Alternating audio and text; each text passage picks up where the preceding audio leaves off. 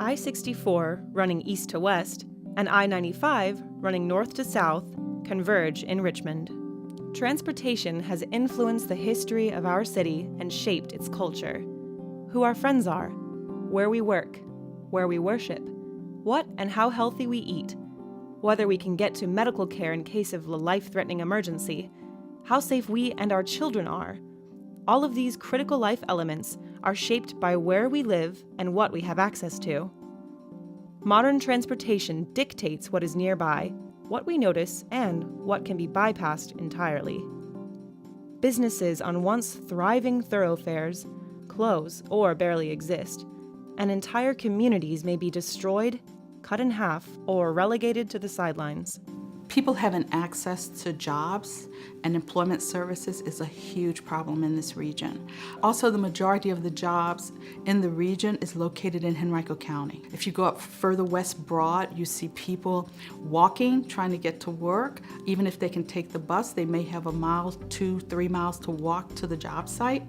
And that's just unsafe because there's no public space in some of these spaces. GRTC is currently a private corporation that is owned by 2 jurisdictions in the greater Richmond area. It's owned by the City of Richmond and the County of Chesterfield.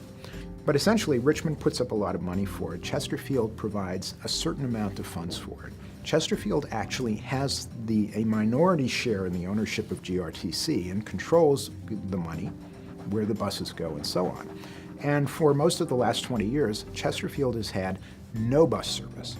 Actually, that's not quite true. They've had 1 express bus. Chesterfield has basically used their position in owning GRTC to prevent buses from actually operating in Chesterfield County. We've already missed all kinds of opportunities because of lack of transit beyond the city boundaries. Amazon is a very good example where these are very good entry-level positions, and the Amazon distribution facility in Chesterfield is not accessible to bus lines. So the question is, what do we do to get where we need to be? I think probably long-term, we have to be thinking about how we're going to develop the region in a region-wide transit system. But in the meantime, which is today, how do we get people to jobs? And I think there are other options. Envisioning a community of opportunity that efficiently uses social and natural resources means we have to rethink the connection between places and people. The transportation system we have wastes space, time, fuel, and human potential.